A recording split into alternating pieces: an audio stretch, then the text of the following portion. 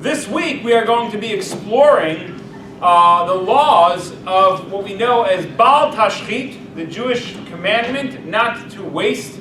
We all are familiar with the idea of haste not, waste not, but what is considered wasteful? So we're going to start with the following conversation about a festival held every year called La Tomatina, right?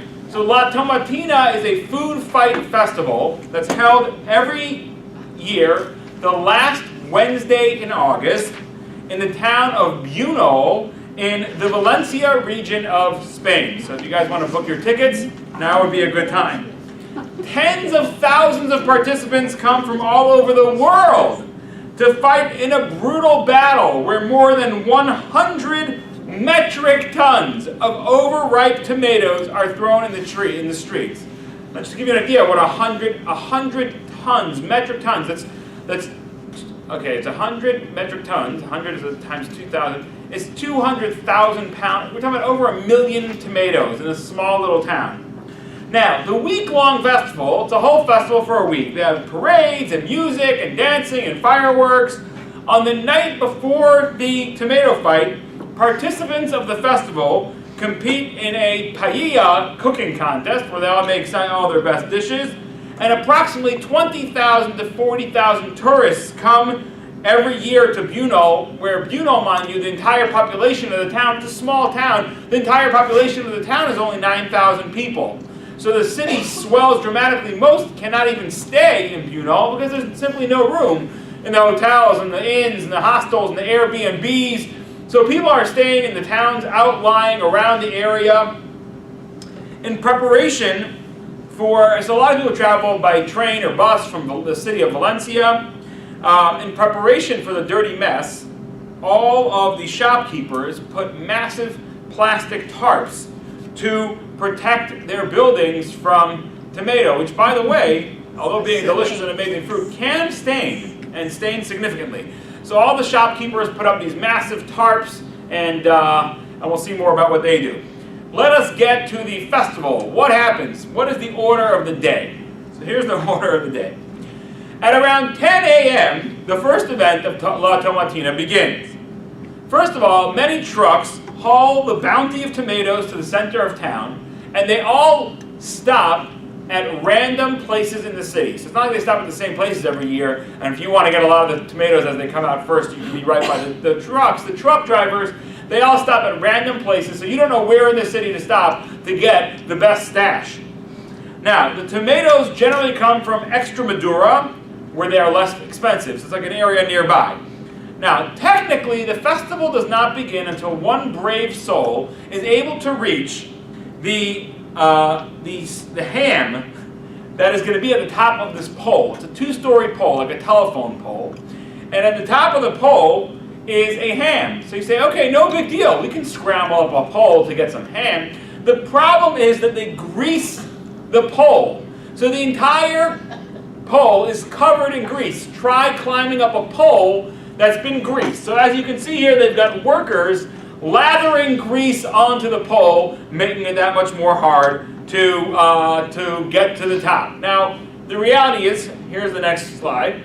This is a picture of the people climbing up the pole. They're climbing all over each other, clawing at each other, climbing over each other, trying to get to the ham, which you can see is at the top of the pole. It's almost impossible to get to, and as a matter of fact, pretty much every year, they end up starting the festival without the ham being reached because the ham is not that reachable. And if I were you, if you're planning on booking your tickets, so you want to go to the event, you probably don't want to be one of those people who tries to reach the top of the ham pole, especially not one of the first people to try, because then you're on the bottom over there, which is not a great place to be. Okay, next. Now, the trucks are brought in on these massive dump trucks to places all over town. Dump trucks filled with tomatoes. And the driver, again, decides at a random place, and the amount of tomatoes used has been as much as 140 tons, which is about 280,000 pounds of tomatoes. Okay? And then there's a whistle, there's a firing of water cannons, and the chaos begins. The dump trucks all lift up. By the way, until the dump trucks lift up, there are people in the trucks with like shovels pushing people away because people are trying to scramble and get to the tomatoes early. So they have people like literally keeping them, but then once the water cannons fire, bang, the truck drivers dump their tomatoes and the insanity begins. For an hour straight, there is total chaos in the streets. You can see, look at this picture over here. It's like just flying projectiles everywhere in the air. By the end of the hour, people literally can lay down and bathe in the tomato sauce being created. It's quite a battle. Now, there are some rules. Now, first of all, people are very highly recommended to buy goggles. And as you can imagine, there are a lot of tourist shops selling goggles up until this event to keep their eyes protected. Furthermore, the rule is that you're supposed to squish the tomato first to break it so it's not as hard, right? A tomato that's broken already, where the potato is not broken, bam, it's a little bit harder. So theoretically, when you pick up a tomato, you're supposed to grab it, squish it, throw it. Grab it, squish it, throw it. Okay, fine. Now, another thing is that you're absolutely not allowed to use, throw glass bottles or anything like that. And another rule is that you're absolutely not allowed to rip clothing off of anybody. However, unfortunately, the rules are not always kept. As they say, rules are meant to be broken. So, the crowd tends to ignore this rules, especially the one about tearing people's clothing. And before you know it, clothing is being ripped off of men, women. It's not exactly, a safe space, so to speak. And after exactly 1 hour, bam, the water cannons fire again, and that is the end. At this point, no more tomatoes are supposed to be thrown, and the cleaning process begins. So they bring fire trucks that just start hosing down the city. The people themselves usually go towards a Roman aqueduct, which is near town, and on their way over to the Roman aqueduct, the friendly locals will hose them down with water. They go into the water and they bathe, and immediately after that, this is the water. If you notice, look at this, it's amazing. These water trucks, these fire, they're just like spraying water onto people, onto the streets, trying to clean it up. And as you can see right there in the far picture, the shopkeepers, as soon as they can, they take down their tarps and they start cleaning the walls because, again, tomatoes can really stain, so they want to clean it immediately after it's over. And before you know it, the city of Buno is oxy-clean, oxy-fresh, all is good, all is white. Or colorful, whatever it started with. Now, the history has been a dispute. It's been there since about 1944 or 45. No one's exactly sure how it started. Some theories are that it was just a local food fight amongst friends. Some say it was a juvenile class war between the wealthy and the more underprivileged. Some people say it was a volley of tomatoes from bystanders at a carnival parade. One is a practical joke on a bad musician, or the anarchic aftermath of an accidental lorry spill. Lorry is a truck, so according to one opinion, there was a truck and it just happened to spill out tomatoes, and people started going nuts and like, hey, this is cool, let's do this again, same time next year.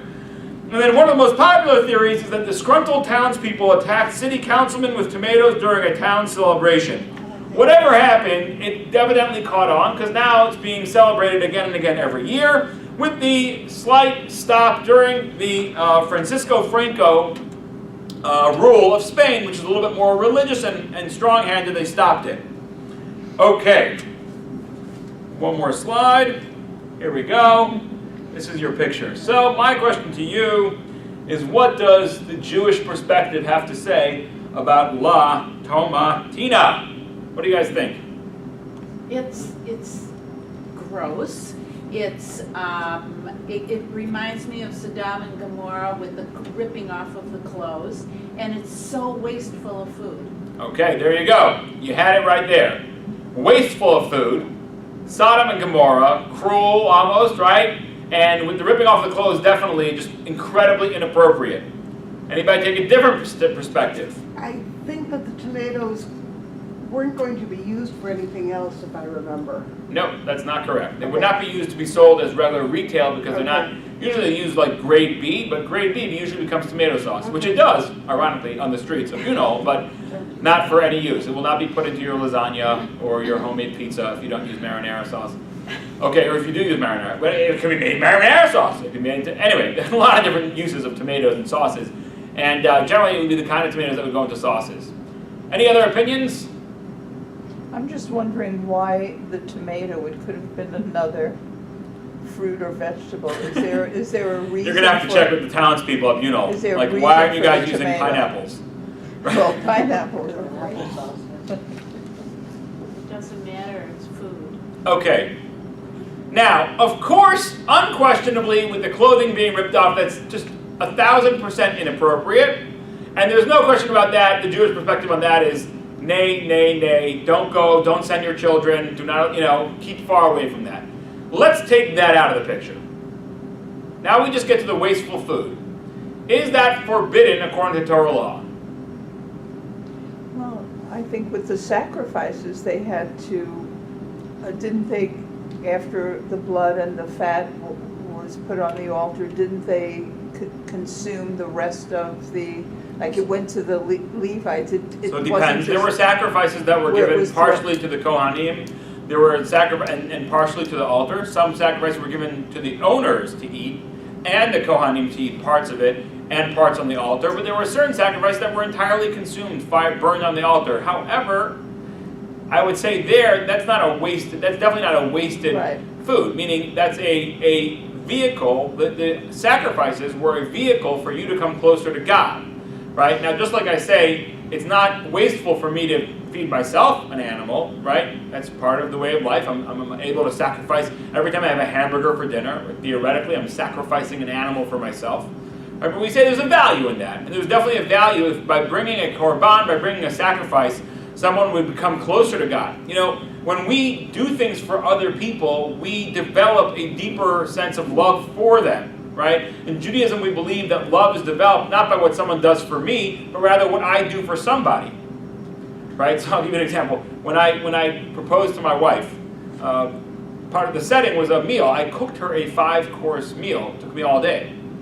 That was an amazing act for me to come closer to my wife. Like doing for her and build my love for her. You love your children more than your children love you because you do more for them than they do for you. So when I prepare a sacrifice for God, it's like saying, I want to serve God an amazing steak dinner. And not only that, I'm gonna bring an animal all the way from my hometown, or maybe buy one in Jerusalem, but I'm going to travel, could be 4 days journey, just to bring God a steak dinner. That gives you a deeper, and finally you bring the offering, you say, you know what? I could bring a certain type of offering where I go home with, 20 pounds of meat myself to eat, but no. I want this to be all for God. So I'm going to buy a sheep or a lamb, and I'm going to give it all to God. And as I watch to the altar consuming it, I'm going to pray and feel that relationship and say, God, here I'm offering this to you out of my love for you and my affection for you. And I know that I've perhaps messed up lately, but I want to make things right with you. That's a very, very powerful value add to the human race. So whereas I eat a hamburger for dinner, there's somewhat of a value add to my life, right? There's an added value to my life. I get nutrition, etc., etc. And we all kind of agree, or most of us, unless we have like a staunch vegan over here, but most of us agree that it's okay for human beings to eat animals. And that's because we're adding value to our lives through the animal. And that's the way the world is designed, so to speak. We are on a higher plane than them. We are allowed to eat animals. As a matter of fact, there are opinions that say that the reason why, after Noah came out of the ark, God says you can start eating animals, was because before the flood, one of the mistakes that humans made is we said we're not allowed to eat animals. I'm sure you're all familiar. Before the flood, humans were not allowed to eat animals. And after the flood, when Noah comes out of the ark, God says you can eat the animals now. And one of the opinions is that one of the reasons why people messed up so greatly before the flood was because they said, hey, we're not allowed to eat animals, so it must be we're on the same we're on the same level as they. So no one's expecting much out of animals. They do whatever they want. We'll do whatever we want. Meaning the fact that they could not eat animals made them think that they were on the same level as animals, which means they could act like animals who act with impunity, and that was not the case. So after they got out of the ark, after the flood, God says, by the way, start eating animals. I want you guys to know very clearly, you're not horizontally equal to them. You're higher on the totem pole. You're allowed to eat them, but you're also expected to have do a lot more than they. You're expected to have a higher moral conduct, a higher moral code. So, when bringing sacrifices, even if it was a sacrifice that was totally brought up on the altar and wholly consumed, I think it would add much more value to my life than simple hamburger dinner. So if I can have a hamburger dinner, for sure I can bring an offering, and I don't think it's wasteful at all. It's got a very specific purpose. Now, what about over here? There's no purpose in these tomatoes. It's total anarchy, right? So is that allowed? Okay, so let's start to look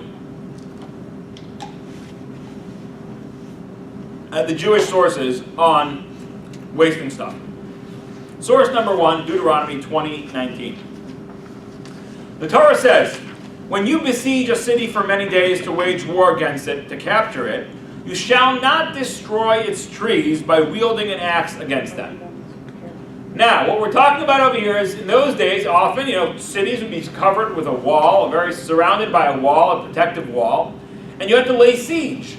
Now, if you've ever seen pictures, or you probably haven't seen pictures of any of the original equipment, because that equipment would have been used thousands of years ago, but you may have seen video reproductions or whatever. Siege equipment generally was, they would build all sorts of battering rams, they'd build siege towers, there was all sorts of things they could build with the woods they would find in that area to break down, either smash open the gates, or bring up towers so they can climb up in an area where they would be guarded from bows and arrows and slingshots, etc., etc., and then they could spill over the city walls and start their attack. But the Torah says that you're not allowed to cut down the local wood over there, and we're going to see that it's referring to fruit trees. Okay, now, and the Torah there says, it continues, so, for you may eat from them, but you shall not cut them down. Is the tree of the field of man to go into siege before you?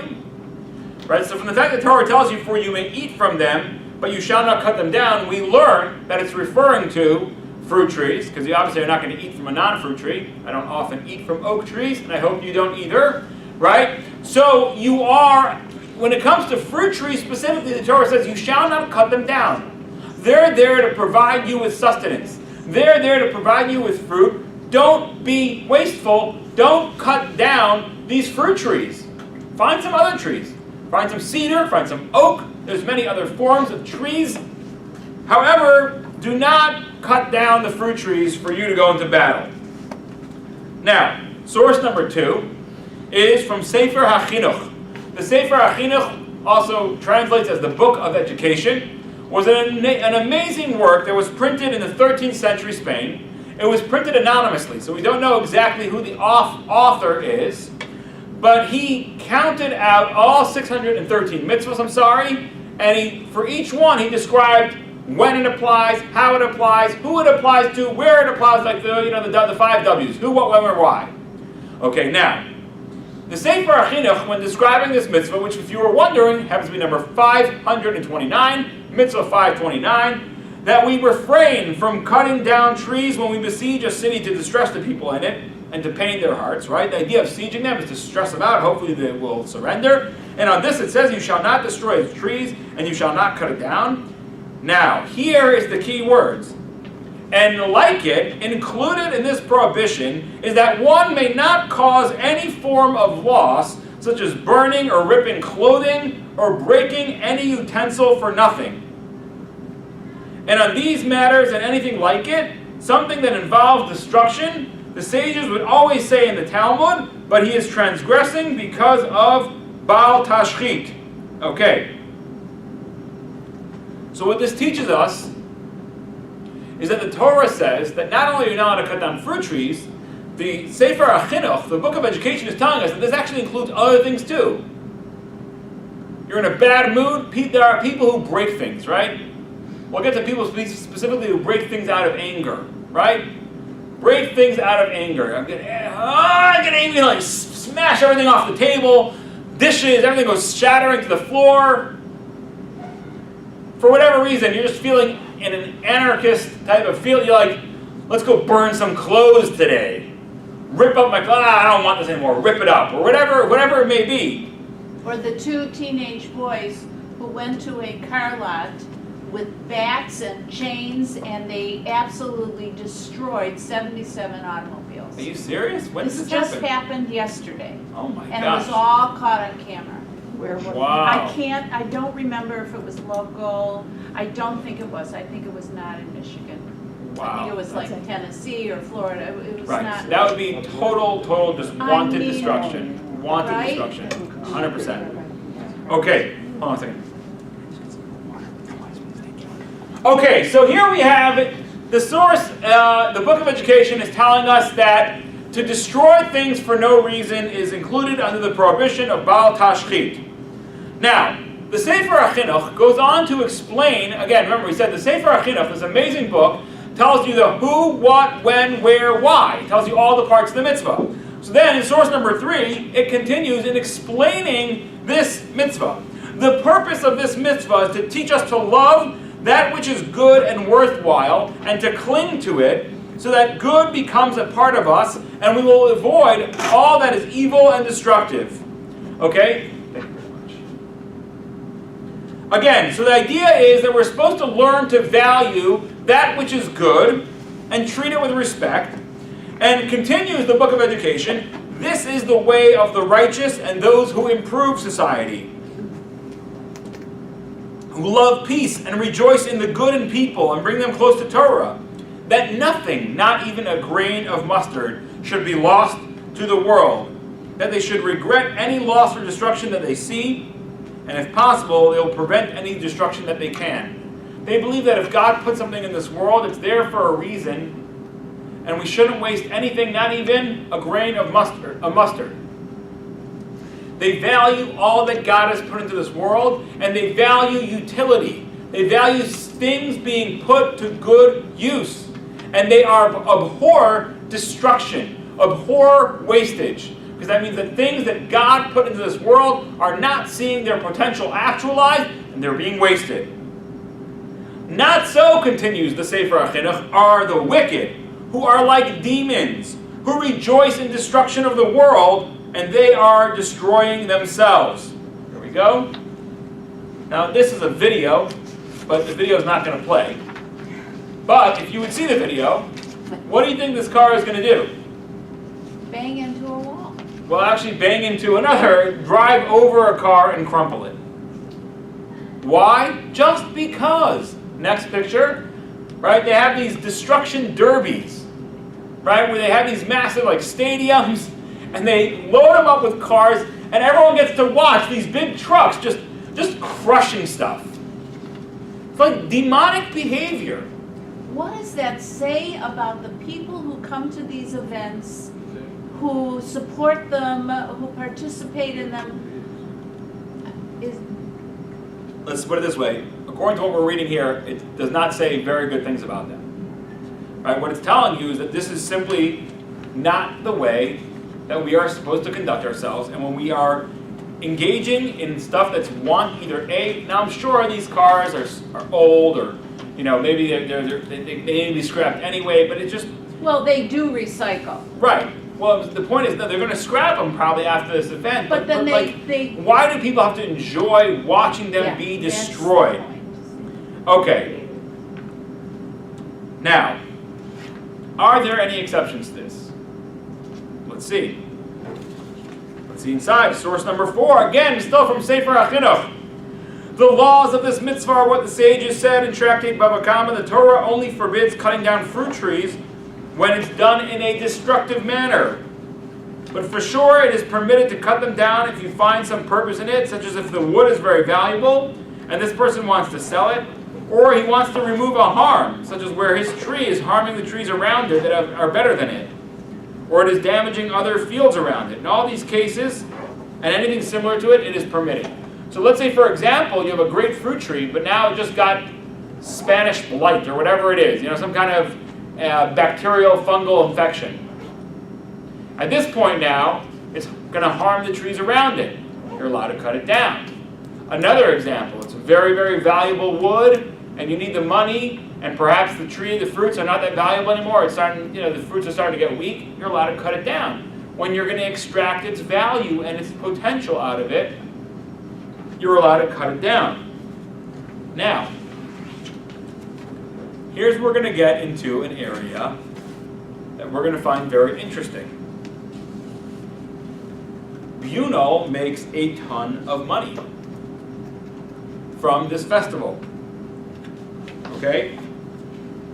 Since 1980, the city hall supplies the people with the tomatoes, and every year, more and more tomatoes are used, and there are more and more visitors. On the 27th of August, 2002, the General Tourism Office awarded the Tomatina of Bunal with the title Festival of International Tourist Interest. So now, all over the world, this is an international draw.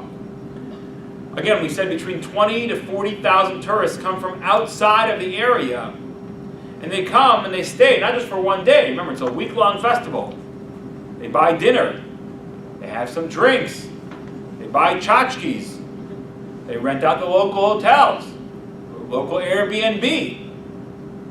This could drive enormous amounts of money into the economy. Think about it. Let's assume you have somewhere between 20 and 40,000 tourists. Let's go with 30,000, right in the middle. Now, a person who travels to the area and stays for 3 days, over the course of 3 days, they're going to spend, anywhere from, let's even say $300 each, right? 30,000 times 300 is what? Let's see, 30,000 times 3 is 90,000, times 10 would be 900,000, times 300, $9 million. And that's a low estimate. Yeah. It's an enormous amount of revenue, $9 million. And by the way, what do you think those 140 tons of tomatoes are worth? What do you think a ton of grade B tomatoes are worth? Maybe $300 a ton? So they're spending, they're buying 100 times 300. They're spending, what, 30,000 on their tomatoes? Investment. And they're extracting $9 million tourist dollars out of that. So when you start to wonder, maybe this is the best value they can get for those tomatoes. It's a really gray area. Again, let's take the ripping off of the clothing. I know, I see that face over there. It's like, but I don't want this to be okay. The behavior is so reprehensible. The behavior is reprehensible. So that's the thing. Now again, taking the clothes, that's again totally inappropriate. But on one hand, you have to start wondering, perhaps, although we look at it at first, we say, so wasteful. Maybe not. Maybe incredible economic opportunity. How about throwing food at each other? Now, here's the thing also.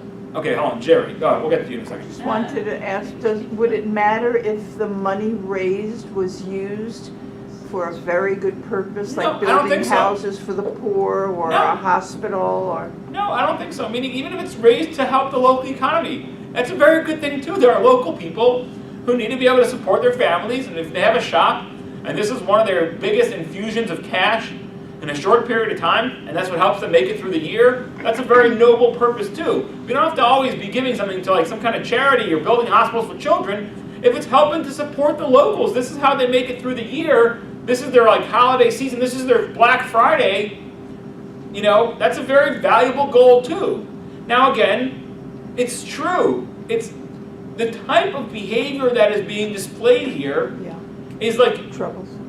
you can make a lot of money off of selling cocaine too. That doesn't make selling cocaine right? So, but it really becomes it's a very, very tough ethical dilemma.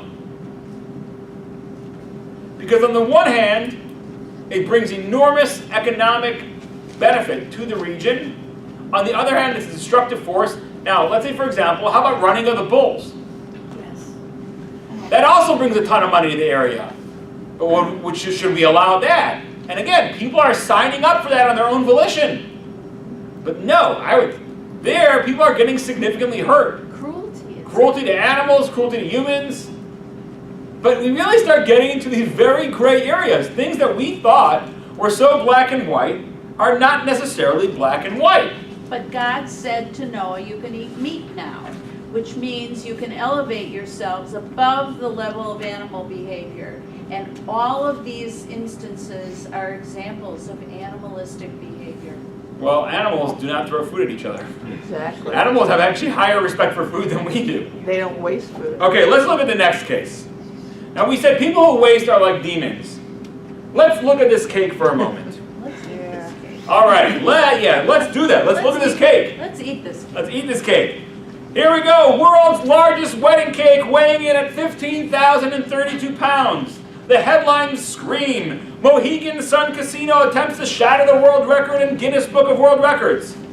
And here it says, today at the New England Bridal Showcase, so they have like these, trade shows. You've got the boat show and the car show and the bridal show, which is a huge, thriving, multi-billion, gazillion-dollar industry, the whole bridal industry. And you get engaged and they find out you start getting these 600, 800, 1,200-page bridal magazines sent to your house for free because everyone wants you to come. And it's amazing. The industry is so big. Because it's only, how often do you spend on one night? Tens and tens of thousands of dollars. There's a lot of money to be made over here.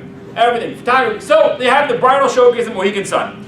Today at the New England Bridal Showcase, Mohegan Sun unveiled what it hopes will be the world's largest wedding cake. Measuring 17 feet tall, as you can see they're trying to get on top of it with one of those forklifts, and weighing 15,032 pounds, the 7-tiered cake is almost 3 times the weight of the current record in the Guinness Book of World Records for the largest wedding cake. The Mohegan Sun wedding cake is vanilla flavored, in case you were wondering, and decorated with bows and hearts. Oh, so beautiful. Ingredients include 10,000 pounds of cake batter, 4,810 pounds of creamy frosting with a taste of vanilla and almond. Comparatively speaking, the cake weighs more than 5 Volkswagen Beetles and can feed up to 59,000 people. What do they do with this cake after it's... Okay, that's a good question. What do they do with the cake? So I'll tell you what they do with the cake. At the end of the bridal showcase, this convention, they cut it up and give out as much to anyone who wants. There's still probably another like 55,000 pounds left over. They deliver a bunch of that to local food banks. Right? But of course, you have to remember, cake is not very high on the. If you ever speak to a local food bank director, they'll tell you, we don't need wedding cake. We need staples like cereal and tuna, which can have long shelf lives and are very high in demand. I actually listened to a I don't know if you know this, but there's an entire currency in the world of food banks. Meaning food banks can trade with each other. It's a fascinating currency based on what you need. Like, if I'm a food bank owner and I desperately need tuna fish, so I can bid on it. Like each food bank is given a certain amount of allocations of units or food bank bucks, and it's a fascinating podcast listening to about how the food banks allocate, and they have to bid. Now, of course, what are the most popular items? Cereal, tuna fish, peanut butter, things with a high shelf life. Let me tell you, cut up wedding cake is not really high on the shelf on the desire. They don't need that. What are they going to do with it? You give me 5,000 pounds of cut up cake? It's going to sit here in my office. People are going to, people will take maybe a piece here and there, and most of it's going to go in the trash. The vast majority of this cake goes in the trash. But here's the thing. This is a bridal showcase. They're trying to attract people to come, to view all the things on display by the vendors. They want to make this the premier bridal showcase in the region. On top of that, many people are going to come. Where is it located? In Mohegan Sun Casino. Oh, let's go check out the big bridal cake. Oh, while we're here, why don't we throw a couple quarters in the slots? Or why don't we just hit the blackjack tables for a little bit? Let's throw some dice. You never know. We may be able to pay the wedding off just with this money. Not happening usually. Now, Mohegan Sun is able to generate an enormous amount of revenue from this. Now let's think about it. 10,000 pounds of cake batter, probably buying it 50 cents a pound maximum. It's $5,000. 4,800 pounds of cake frosting. Let's say, another 3,000, 4,000. Probably cost them to make this cake 15 grand. What about the labor costs? Another thing, including labor, probably cost about 15 grand. Look, I can't tell you for sure. I'm not an expert in food production. But I would assume, the truth is no, it's probably, the ingredients, you're buying 50-pound sacks of cake batter. It probably, the cost of creating it was probably somewhere around, maybe more, maybe $10,000 to create it, another $7,000 for, I don't know, it's under $20,000. And besides, perhaps they even had the bakers do it for free because they got to showcase that they were the ones who baked the biggest cake in the world. And they want that publicity. And they get to put a big card in the bottom that says, baked exclusively by Giamatti's Bakery. Huh? You never thought about that. There you go. That's free advertising right there. All right, I'll bake the cake. No problem. So I don't know the exact details, but let's even say $20,000 was spent. But what kind of economic value do they have? The publicity. The people who come in just to see the world's biggest cake. The people who spend money in the casino while they're on their way out. So was this all for Parnassah then? So that's the thing. This was done as a business thing. Yes. It's done as a marketing ploy. There was no wanton destruction of food. Now we're allowed to cut down a fruit tree. Remember, we learned over here, the Sefer HaChinuch says you're allowed to cut down a fruit tree for the right purposes. If you have more value in the wood, it says. Now it happens to be today, mystically, because of different various Hasidic writings and mystical writings, people are very loath to cut down a fruit tree. I know people who literally built their houses around a tree because there was a fruit tree on their property, and as they expanded their house, they did not want to cut down the tree. I remember a synagogue that I was in, that literally in the middle of the synagogue there was a tree going through the floor and through the roof because they did not want to cut down the tree. So Hasidically, mystically, there's a lot of things about not cutting down fruit trees. But halachically, it says you're allowed to do it if there's more value.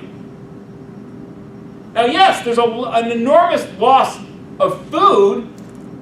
Of the cake, maybe 5,000 pounds are eaten and the rest is thrown away, but that generated insane amounts of money. And it was not done in a disrespectful way. What is the law here? Now you don't have to answer, and I don't know the answer myself. This is above my pay grade. This is the kind of stuff that needs to be run up the totem pole. In Judaism, we have an amazing system of asking people greater than us. Everybody should have a rabbi, and every rabbi should have a rabbi, and every rabbi's rabbi should have a rabbi. So I am not going to attempt to answer this question. Just want to point out that we get into subtle details. However, what we do know for sure is that destroying for no purpose is not allowed. Let's see another source. Source number 5. Look at this, by the way. Anger. It's the anger release machine. You put in $1 or $2, and there's little porcelain things, and you hit the button, and the porcelain thing gets released, crashes to the bottom. Ah! Do you know, this is true, there are places that you can go that all they have is stacks and stacks and stacks of porcelain, second-hand, like second grade, like, you know, if a factory has a china, they're making china, there's a little chip in it, they can't sell it as part of a set. So there are places that all they have is stacks and stacks of dishes, and people just come and throw it onto the wall. Where? Do you need to go? We can look it up for you. I didn't know you were that type of person, but we can find out for you. In Greece, they throw dishes. Okay, and well, it's not just in Greece. That may be their custom or whatever. I'm saying there are people who just do it for anger management. Yeah, I have a friend who did that. She would buy at garage sales dishes, and when she got so angry, she would just break those instead of. There we go. You heard that? Amazing. So Alyssa's friend would buy dishes at garage sales and just hold on to them when she got really angry.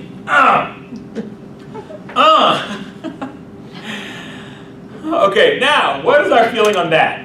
Let's see source number 5. Rabbi Shimon, the son of Elazar, said in the name of Chalfa, the son of Agra, and Rabbi Yochanan, the son of Nuri's name. Notice, by the way, how in the Talmud, they're always so careful to ascribe everything to who was said to. We're very careful about that. He who rends his garments in anger, he who breaks vessels in anger, he who scatters his money, he's so angry, takes $100 bill, throws it into the water, regard him as an idol worshiper. And what's the idea behind this? Okay? The idea behind this is, again, if you break things in your anger, even though you say, well, look, I bought this entire stack of dishes for $1, and this calms me down when I break things. And that's a valuable, look, $1, it's a bargain. I'm angry right now, I go and talk to my kids in my anger, I'm liable to hurt their feelings, which is a lot worse than wasting $1 worth of dishes. So you could say, hey, that's a great bargain, right? I get to calm down. I broke $1 worth of dishes that I bought used at the garage sale. Maybe it's a good thing. No.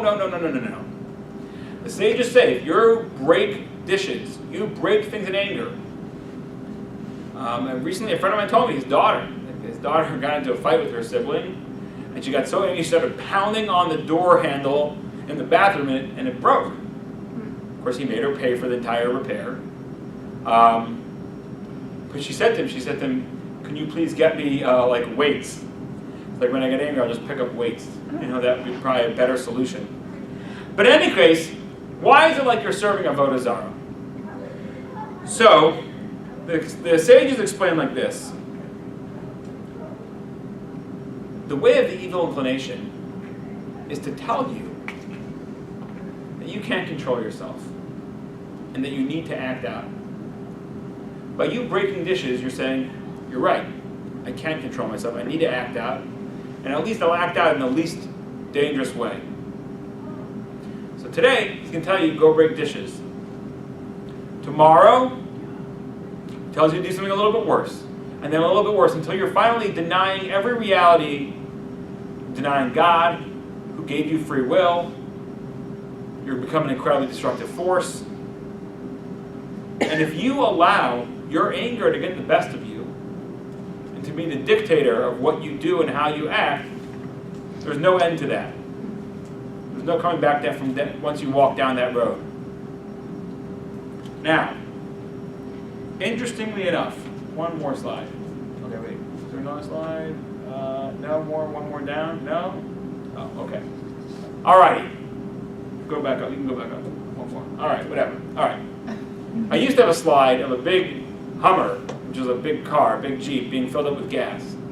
Today there's big conversations about fuel efficiency. I'm not sure if you're familiar with the CAFE standards. It's like car and automotive fuel efficiency standards set by America to determine what the average miles per gallon for a fleet has to be, yada, yada, yada. This is nothing new.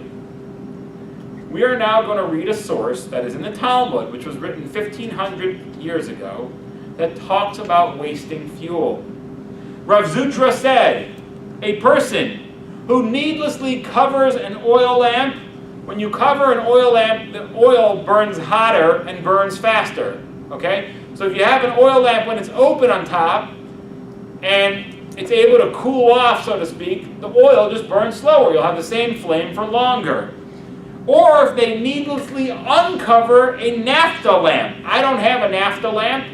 All I know about NAFTA is this North American Free Trade Agreement. But NAFTA is also a form of, it's a petrol, like another petrocarbon that can be burned. But this thing is the opposite. When it has a lot of air, it burns brighter and faster.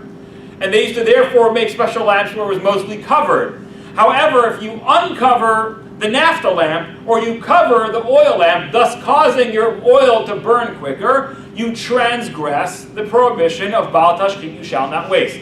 So Rav Zutra says basically, if you needlessly burn oil, you are transgressing the law of Baal Tashchit. Translate that to, if you needlessly leave your car running when you go run into the store or whatever, or you're at your friend's house.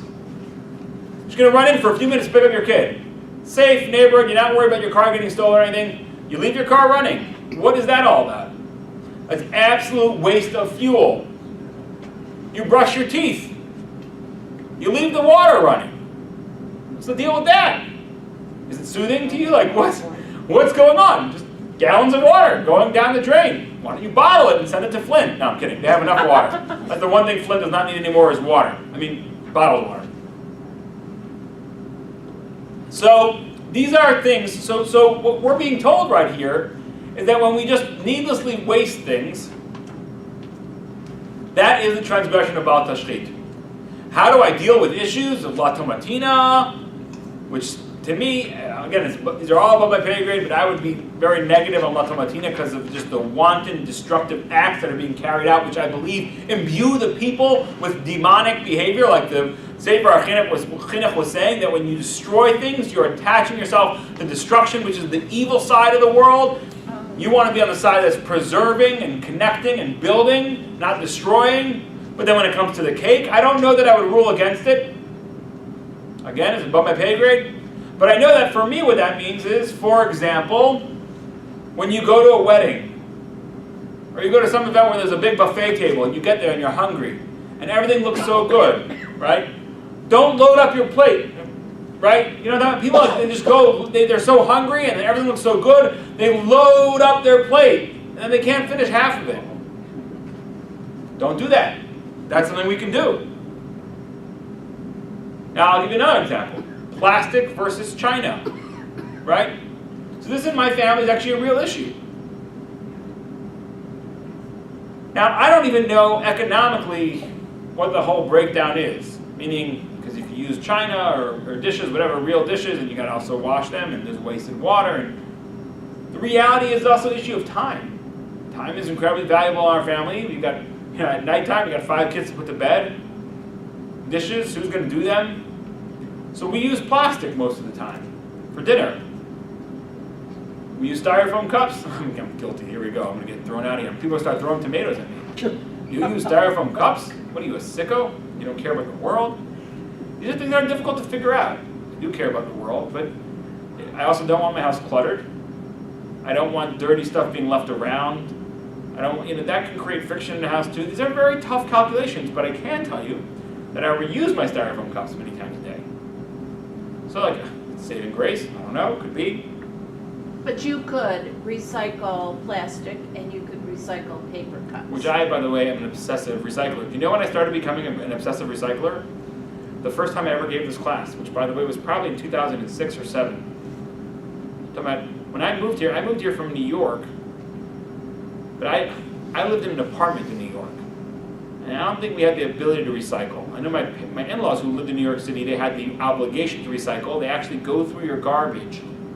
They have city inspectors who will open up your garbage bags, and if they find materials that were supposed to be recycled and you didn't, they will fine you, which is a little bit way too much Big Brother is in your garbage can for me. Is that before Bloomberg or since? This was during Bloomberg. Okay? See, he's really liberal. But whatever, that's a little bit too extreme for me. But then we moved here, the people who both sold us our house, they took their recycling bins, and I didn't even know where you can get it. I didn't know about recycling. I knew you could recycle. I didn't have bins, And then I gave this class for the first time, and I was like, you know what? I need to start recycling.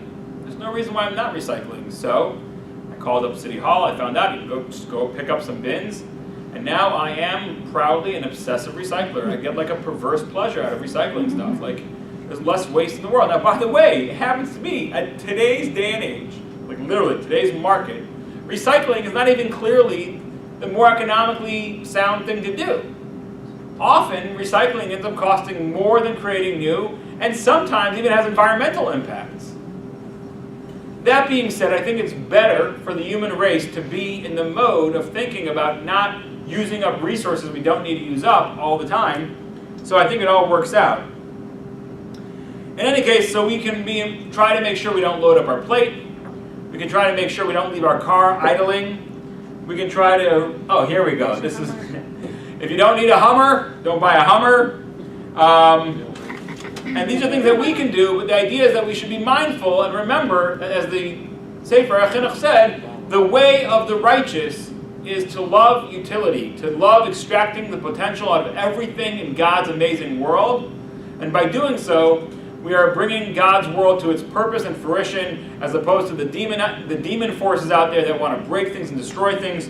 So let's all join forces with the righteous forces and haste not, waste not. Thank you so much for coming, and have a wonderful day.